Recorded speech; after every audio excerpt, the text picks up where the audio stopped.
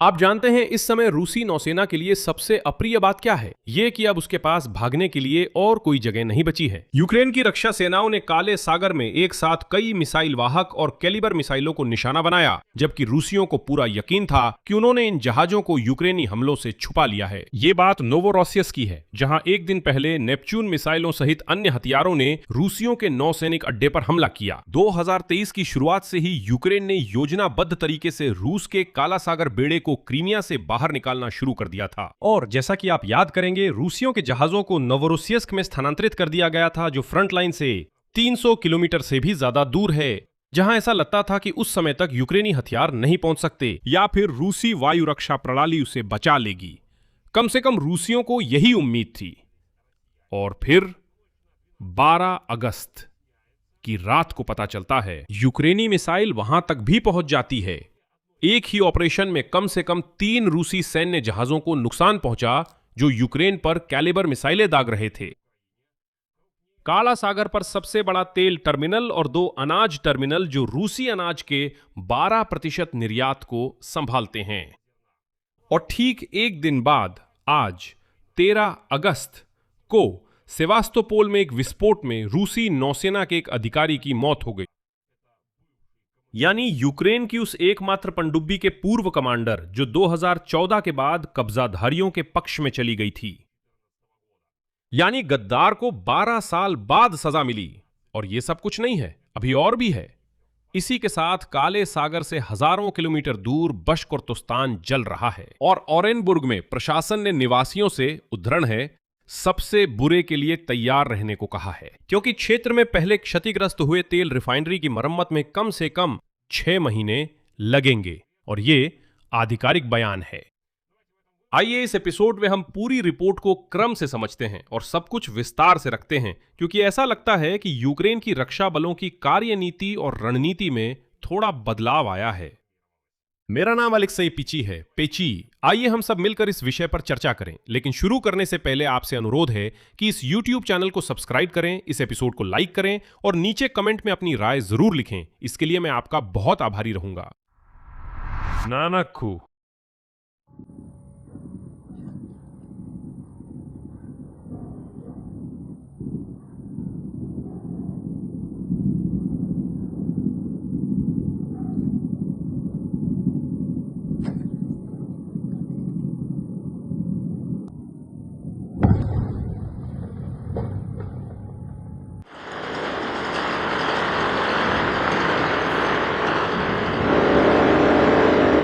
ना ले साले, वह उड़ गया साले। अरे साली हरामी, वो यहीं से उड़ गया। मैं तो हैरान हूं।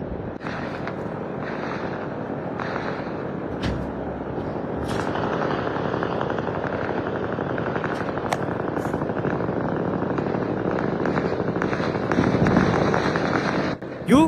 अरे साले वो रहा साला, वो रहा कमीना साला। वो रहा शानदार।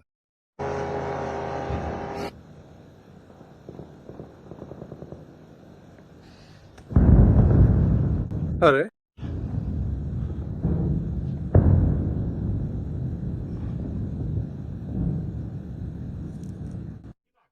तो चलिए शुरू करते हैं। जाहिर है नोवोरोसियस्क से, क्योंकि वहीं पर रूसी नौसेना के लिए तबाही हुई थी। और ऐसा लगता है कि ये यूक्रेन की रक्षा बलों के सैन्य अभियान के नए चरण की सिर्फ शुरुआत है। इसका इशारा यूक्रेन के कार्यवाहक रक्षा मंत्री येवगेनी खमारा ने भी किया है। आगे उनकी टिप्पणी है, हम रूसी सैन्य मशीन को निष्क्रिय कर देंगे, बुनियादी ढांचे, नौसेना, लॉजिस्टिक्स को नष्ट कर देंगे, ईंधन और ऊर्जा परिसरों की सुविधाओं और उन उद्यमों को भी नष्ट कर देंगे जो यूक्रेन के खिलाफ युद्ध के लिए काम कर रहे हैं। नोवोरोसियस्क में हमारा अभियान अनूठा रहा। संयुक्त हमला मिसाइलों, जेट संचालित ड्रोन और समुद्री मानव रहित वाहनों से किया गया था। और अब यूक्रेनी ओपन सोर्स खुफिया परियोजनाओं ने इस हमले को, उद्धरण, यूक्रेन की रक्षा बलों के सबसे सफल हमलों में से एक बताया है, जो रूस के सबसे सुरक्षित शहरों में से एक पर हुआ। अनाज और फ्यूल ऑयल टर्मिनलों को निशाना बनाया गया। सैटेलाइट तस्वीरों में अनाज भंडारण और परिवहन अवसंरचना, खासकर अनाज साइलो को हुए कई नुकसान साफ दिखाई दे रहे हैं। लेकिन रूस की नौसेना के बेस पर हुए हमले के नतीजे और भी ज्यादा दिलचस्प साबित हुए। ओपन सोर्स खुफिया विश्लेषकों के अनुसार निम्नलिखित जहाज और पोत प्रभावित हुए। पहला, फ्रिगेट एडमिरल मकारोव, जिसे कैलिबर मिसाइल लॉन्चर के पास नुकसान पहुंचा और साथ ही पीछे की सुपर स्ट्रक्चर जिसमें मिसाइलें थीं। दूसरा, फ्रिगेट एडमिरल एसेन, जिसे कैलिबर मिसाइल लॉन्चर के पास नुकसान पहुंचा। आगे, प्रोजेक्ट 266M का माइनस स्वीपर क्षतिग्रस्त हुआ है और अनुसंधान पोत विक्टर चेरोकोव भी प्रभावित हुआ है। फिलहाल प्रोजेक्ट 22,160 का एक अज्ञात गश्ती जहाज भी शामिल है। प्रोजेक्ट 864 का टोही जहाज प्री आजोविया, जिसकी पिछली हिस्से में संभवतः नुकसान हुआ है, और एक और अज्ञात जहाज है जो एक मालवाहक जहाज है। तो जैसा कि आप देख सकते हैं, ये जहाजों की एक काफी लंबी सूची है जिन्हें नुकसान पहुंचा है। अलग से 4वीं पनडुब्बी ब्रिगेड के तटीय बुनियादी ढांचे पर हमला दर्ज किया गया है। साथ ही शेष हारिस तेल निर्यात टर्मिनल को भी नुकसान पहुंचा है। तस्वीरों में मुख्य घाटों पर हमले देखे जा सकते हैं जो बड़े टैंकरों की सेवा करते हैं। आधिकारिक पुष्टि यूक्रेन के रक्षा मंत्रालय के मुख्य खुफिया निदेशालय से आई है। प्रेस सेवा में GUR ने बताया कि 11 से 12 अगस्त की रात को पहले से सूचीबद्ध जहाजों के अलावा ग्रूशोवाया तेल डिपो की बुनियादी ढांचे को भी निशाना बनाया गया। शेष हारिस के तेल टर्मिनल और S-300 वायु रक्षा प्रणाली की रेडार स्टेशन को भी निशाना बनाया गया। यानी वो प्रणाली जिसे इस बंदरगाह को यूक्रेनी हमलों से बचाने के लिए लगाया गया था, खुद यूक्रेनी हमले का शिकार हो गई। ऑपरेशन की सफलता की पुष्टि खुद राष्ट्रपति व्लादिमीर ने बाद में की। व्लादिमीर ज़ेलेंस्की ने इसे संयुक्त ऑपरेशन बताया और यहीं पर इसका पैमाना वाकई चौंकाने वाला है। और आखिरकार उस हथियारों की सूची में भी विस्तार से जानकारी सामने आई जो नोवोरोसियस्क पर इस्तेमाल किए गए थे। आगे मैं ज़ेलेंस्की का एक उद्धरण पेश करता हूं और आप, जैसा कि कहते हैं, उंगलियों पर गिनते जाइए कि कितने प्रकार के हथियारों का इस्तेमाल किया गया। उद्धरण: पहली बार एक ही ऑपरेशन के तहत पोलिना पोलियानित्सा, ये वही रिएक्टिव ड्रोन है, पेक्लो, बार्स, डॉल्गी नेपट्यून और साथ ही ड्रोन मिच, फायर पॉइंट, रामजाय, सिचेन, ट्रस्ट, हारेक ने मिलकर काम किया। बाबेर, ल्यूती, दो बुश और मानव रहित नावें सार्गन और ममाय। ये पूरा हमला दस्ता नोवरोसियस्क पर टूट पड़ी, इसलिए ये कोई हैरानी की बात नहीं है कि वहां वे इस हमले से बिल्कुल भी नहीं निपट सके। इस ऑपरेशन का एक महत्वपूर्ण परिणाम ज़ेलेंस्की ने रूसी नौसेना के जहाजों की हार को बताया जो नोवोरोसियस्क की खाड़ी में छुपे हुए थे। फ्रिगेट्स के अलावा इसमें एक बड़ा लैंडिंग जहाज, एक कॉर्वेट और अन्य जहाज भी शामिल हैं। ज़ेलेंस्की ने जोर देकर कहा कि युद्ध को समाप्त करने के लिए रूस पर दबाव बनाना जारी रहेगा और उन्होंने जोड़ा कि आने वाले समय के लिए प्राथमिक लक्ष्य पहले ही तय कर लिए गए हैं। ये उल्लेख करना महत्वपूर्ण है कि यहां तक कि रूसी जेड चैनल, जिसका नाम है वोएन्नी ओस्वेदोमितेल, ने भी एडमिरल एसेन और एडमिरल मकारोव फ्रिगेट्स की कैलिबर क्रूज मिसाइल लॉन्चर क्षेत्र में हमले की पुष्टि की है। और इसी युद्ध समर्थक चैनल ने एक ऐसी बात कही जो, माफ कीजिए, अपने आप में बहुत कुछ कहती है।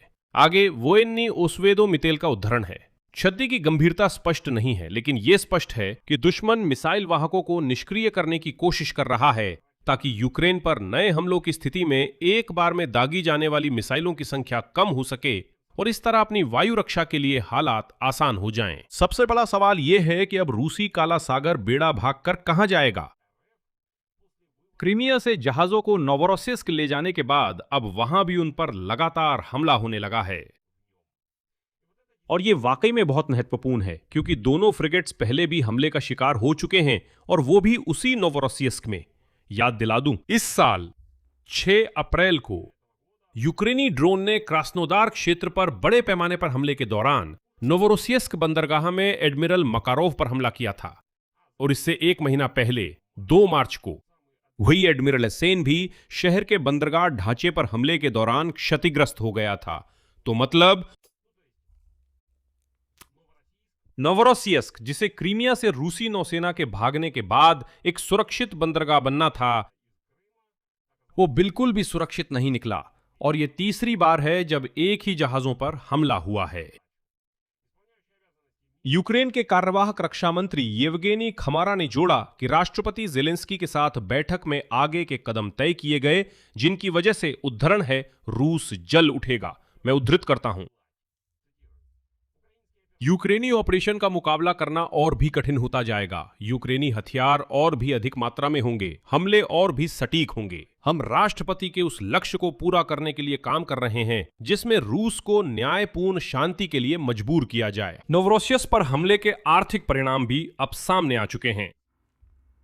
विशेष रूप से आज 13 अगस्त को रूसी रेलवे ने काले सागर के नोवोरोसियस्क बंदरगाह की ओर माल ढुलाई पर पाबंदियां लगा दी हैं। कंपनी रूसी रेलवे की वेबसाइट पर उपलब्ध दस्तावेज के अनुसार नोवोरोसियस्क और नोवोरोसियस्क एक्सपोर्ट स्टेशनों की ओर लदान 22 अगस्त तक सीमित कर दी गई है। लेकिन जैसा कि पता चला, यह तो बस शुरुआत थी और मैंने इस एपिसोड के प्रीव्यू में रूसी संघ की नौसेना का शिकार वाली पंक्ति यूं ही नहीं रखी थी। अगले दिन यानी आज 13 अगस्त को कब्जे वाले सेवस्तोपोल में एक धमाके के कारण एक आदमी की मौत हो गई। शुरू में यह समझ नहीं आ रहा था कि वो कौन है। यह घटना 13 अगस्त की सुबह स्टोलेटोव्स्की एवेन्यू पर रिहायशी इलाके के पीछे वाले पार्क में हुई। गवाहों का कहना है कि वो आदमी एक और व्यक्ति के साथ सीढ़ियों पर जा रहा था, तभी धमाका हुआ। धमाका इतना जोरदार था कि राहगीरों ने पहले सोचा कि घर पर ड्रोन से हमला हुआ है। प्रारंभिक जानकारी के अनुसार विस्फोटक उपकरण बेंच के नीचे कूड़ेदान में रखा गया था। बाद में जानकारी आई कि विशेष रूप से 49 वर्षीय रूसी नौसेना अधिकारी रॉबर्ट शागेव को मार गिराया गया। और यह सिर्फ कोई साधारण अधिकारी नहीं है, रूसी संघ के लिए यह एक आदर्श गद्दार है। वो यूक्रेन की नौसेना में सेवा करता था और एकमात्र यूक्रेनी पनडुब्बी जापोरिज्या का कमांडर था।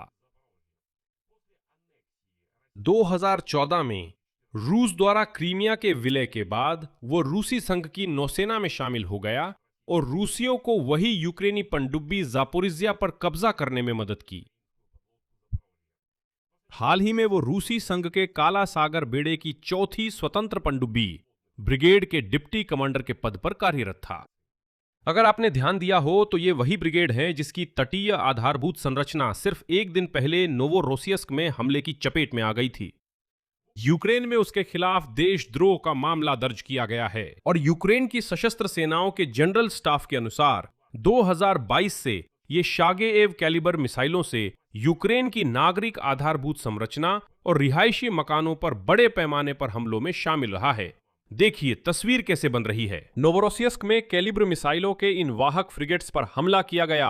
वहीं नोवोरोसियस्क में रूसी काला सागर बेड़े की चौथी स्वतंत्र पनडुब्बी ब्रिगेड पर भी हमला किया गया और ठीक एक दिन से भी कम समय में उस अधिकारी पर हमला किया गया जो इस ब्रिगेड का नेतृत्व करता है और जो किसी न किसी रूप में यूक्रेन पर कैलिबर मिसाइल दागने से जुड़ा हुआ है। मैं ये उल्लेख करना चाहूंगा कि ये पहले से ही किसी उच्च पदस्थ अधिकारी को निशाना बनाने की दूसरी घटना है। इस महीने की शुरुआत से ही ये दूसरी बार है जब किसी रूसी सैन्य अधिकारी को निशाना बनाया गया है, क्योंकि 1 अगस्त की शाम को मॉस्को के बालजीरोसी रेस्तरां में भी एक धमाका हुआ था। शुरुआत में गैस रिसाव की सूचना दी गई थी, हालांकि बाद में राष्ट्रीय आतंकवाद रोधी समिति ने बताया कि उस जगह पर एक विस्फोटक उपकरण फटा जिसे एक महिला तोहफे के रूप में अंदर लाने की कोशिश कर रही थी। इस घटना में 5 लोगों की मौत हो गई, कम से कम 19 अन्य लोग घायल हो गए। इस हमले का निशाना सबसे अधिक संभावना है कि जनरल थे रूस के वायु एवं अंतरिक्ष बलों के प्रमुख अलेक्जेंडर चायाको, जिन पर यूक्रेनी अधिकारी बूचा में अपराधों में शामिल होने का आरोप लगाते हैं। बाद में मॉस्को में मेजर जनरल वालेरी प्लोखोटन्युक और चायको के दामाद दानियल पेर्द्रिया का अंतिम संस्कार हुआ, जो एक ही दिन 1 अगस्त को मारे गए थे। और चायको की 26 वर्षीय बेटी मारिया को कई जगह छर्रे लगे हैं और वो मॉस्को के अस्पताल में इलाज करा रही है।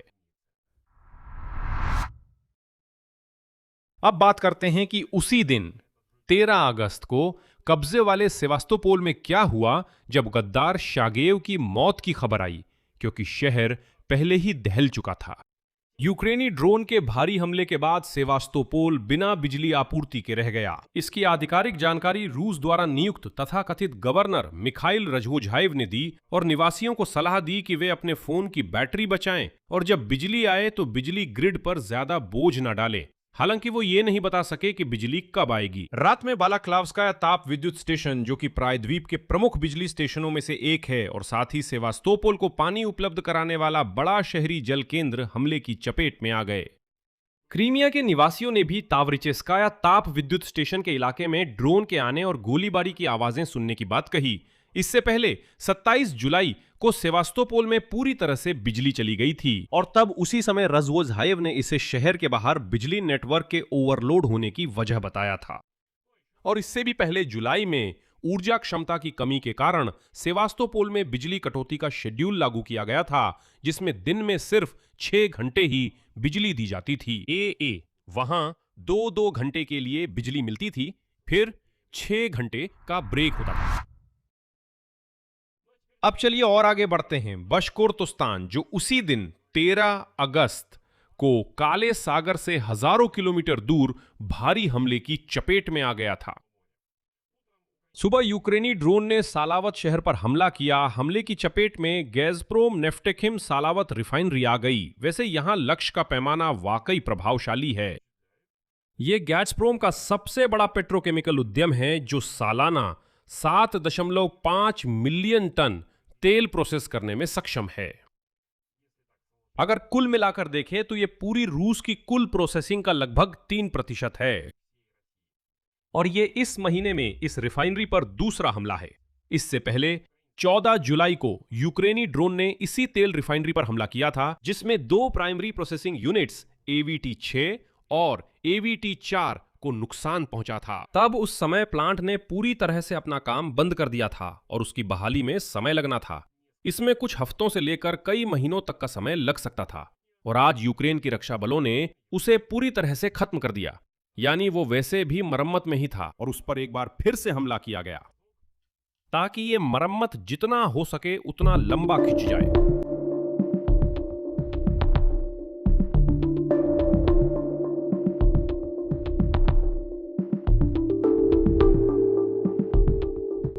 सिर्फ कुछ घंटों बाद ही यूक्रेनी बलों ने बशकोरतोस्तान में दूसरे लक्ष्य पर भी हमला किया, फोनार। युग, अरे नहीं, वहां एक और है।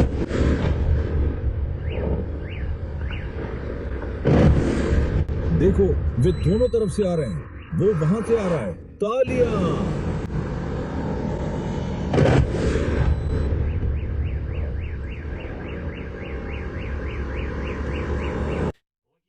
13 अगस्त की सुबह चेशमिंस्की जिले में agro park centre agro technology के परिसर में स्थित वाइल्ड बेरीज लॉजिस्टिक सेंटर पर हमला किया गया और फिर तुरंत ही इंटरनेट पर एक वीडियो सामने आया जिसमें दिखाया गया कि कैसे सिर्फ 1 मिनट में 3 ड्रोन वेयरहाउस पर नीचे आ गए, जिससे धमाके हुए। वाइल्ड बेरीज के खिलाफ पूरी मुहिम का पैमाना भी आप जानते हैं अब काफी प्रभावशाली है। वहां के आंकड़े भी बहुत कुछ बताते हैं। यूक्रेन की सशस्त्र सेनाओं ने 18 जुलाई से इस कंपनी के लॉजिस्टिक इंफ्रास्ट्रक्चर पर हमला करना शुरू किया और तब से करीब 20 लॉजिस्टिक सेंटर्स पर हमला हो चुका है, जिसमें इलेक्ट्रोस्टाल, क्रास्नोदार, निवेन्ना, Nevinnomyssk, Yekaterinburg, Saint Petersburg, Crimea में भी आग लगी थी और इसी तरह आगे भी। कम से कम उनमें से 14 पूरी तरह जल गए और 8 अगस्त तक सबसे बड़े रूसी मार्केटप्लेस ने अपनी 1/3 गोदाम क्षमता खो दी थी। आज इसमें एक और गोदाम जुड़ गया है और आग में नष्ट हुए सामानों की कीमत सबसे मामूली अनुमान के अनुसार लगभग 500 अरब रूबल थी। और मैं इस रिपोर्ट में आखिरी बात जोड़ूंगा, ये ईंधन संकट की समग्र तस्वीर है जिसमें ये सभी हमले फिट बैठते हैं। अगस्त की शुरुआत से कम 4 तेल रिफाइनरियों ने यूक्रेनी हमलों के बाद कच्चे तेल का प्रसंस्करण बंद कर दिया है। ये ओरेनबुर्ग क्षेत्र में ओर्स्क नेफ्टे ऑर्दसिंतेज है, ट्यूमन क्षेत्र में जाप्सिब नेफ्टेहिम, साथ ही सारातोव और वोल्गोग्राद तेल रिफाइनरियां। इसके अलावा ओरेनबुर्ग और ओरेनबुर्ग क्षेत्र के गवर्नर येवगेनी सोलंतसेव ने आज यहां तक कहा कि 10 अगस्त को ड्रोन हमले की चपेट में आए ओर्स्क तेल रिफाइनरी को बहाल करना क्षेत्र का एकमात्र बड़ा कारखाना, जैसा कि उन्होंने कहा, फिलहाल बहाल करने की कोई संभावना नहीं है। लगभग 6 मिलियन टन वार्षिक क्षमता वाले इस कारखाने में, जो हर साल लगभग 6 लाख टन पेट्रोल और लगभग 20 लाख टन डीजल ईंधन का उत्पादन करता है, मुख्य बुनियादी ढांचा प्रभावित हुआ है। और अब मैं आपको ओरेनबर्ग क्षेत्र के गवर्नर की एक बेहतरीन उदाहरणात्मक टिप्पणी सुनाता हूं। वे कहते हैं, वहां स्थिति जटिल है, उपकरण आयातित हैं, प्रतिबंधों को ध्यान में रखते हुए मरम्मत में 6 महीने तक का समय लग सकता है।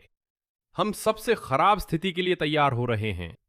उनके अनुसार क्षेत्र को बाहर से मंगाए गए ईंधन पर निर्भर रहना पड़ेगा और पेट्रोल पंपों पर प्राथमिकता विशेष वाहनों को दी जाएगी। पिछले दिन क्षेत्रीय प्रशासन ने फिर से पेट्रोल बिक्री पर सीमा लगा दी है। एक व्यक्ति को अधिकतम 30 लीटर ही मिलेगा और पुलिस को पेट्रोल पंपों पर कतारों की निगरानी के लिए भेजा गया है, क्योंकि वहां रूसी लोग सिर्फ 30 लीटर पेट्रोल पहले भरवाने के लिए एक दूसरे से मारपीट कर रहे हैं। तो बात यह है, एस और पी ग्लोबल के विश्लेषण के अनुसार साल की शुरुआत से अब तक कम से कम 26 रिफाइनरियों का काम हमलों की वजह से रुक चुका है, जिनमें से 7 ने जून के अंत तक भी अपना उत्पादन फिर से शुरू नहीं किया। तेल रिफाइनरियों पर लगातार हमलों के परिणाम स्वरूप रूस में तेल रिफाइनिंग मई 2002 के बाद से सबसे निचले स्तर पर आ गई है। ये थोड़ा सा 3.5 मिलियन बैरल प्रतिदिन से थोड़ा अधिक है। और हालांकि जुलाई के अंत तक रूस में पेट्रोल की कमी की स्थिति थोड़े समय के लिए बेहतर हो गई थी, क्योंकि उन्होंने वहां कजाकिस्तान, भारत आदि से आयात शुरू कर दिया था। और अगस्त के मध्य के करीब कम से कम 16 क्षेत्रों के निवासियों ने फिर से पेट्रोल पंपों पर कतारों और पेट्रोल की बिक्री पर प्रतिबंधों की शिकायत करना शुरू कर दिया। और जैसा कि आप देख सकते हैं, भारत से ईंधन का आयात भी इस पूरी स्थिति को सुधार नहीं पा रहा है। और हाल ही में खबर आई थी कि रूसियों ने इस आयात को काफी ज्यादा बढ़ा दिया है। और अब देखिए तस्वीर कैसी दिखती है। भारत सस्ती रूसी तेल खरीदता है और उस पर भी उसने छूट हासिल कर ली है। अपने कारखानों में उसका प्रसंस्करण करता है और फिर बाजार भाव पर उन्हीं रूसियों को महंगा पेट्रोल बेचता है। और रूसी ये पेट्रोल खरीदने को तैयार ही रहते हैं, क्योंकि उनके पास कोई और विकल्प नहीं है। यहां मैं विराम लगाता हूं। अपनी राय, अपने निष्कर्ष इस एपिसोड के नीचे कमेंट में लिखें। दोस्तों, अगर आप स्वतंत्र YouTube चैनल के काम को समर्थन देना चाहते हैं तो मैं आभारी रहूंगा। आप ऐसा इस वीडियो के विवरण में दिए गए लिंक और विवरण के माध्यम से किसी भी डोनेशन से कर सकते हैं, या यहां YouTube प्लेटफॉर्म पर स्पॉन्सरशिप के जरिए भी कर सकते हैं। इस वीडियो के नीचे स्पॉन्सरशिप बटन पर क्लिक करें, अपने लिए कोई भी सुविधाजनक और उपयुक्त विकल्प चुनें। वहां रकम बहुत ही छोटी है, इसलिए आपकी किसी भी तरह की मदद के लिए मैं आभारी रहूंगा। चैनल को सब्सक्राइब करें, लाइक करें और नए एपिसोड्स मिस ना करने के लिए बेल आइकन दबाएं। बस इतना ही। अपना ख्याल रखें। सभी को अलविदा।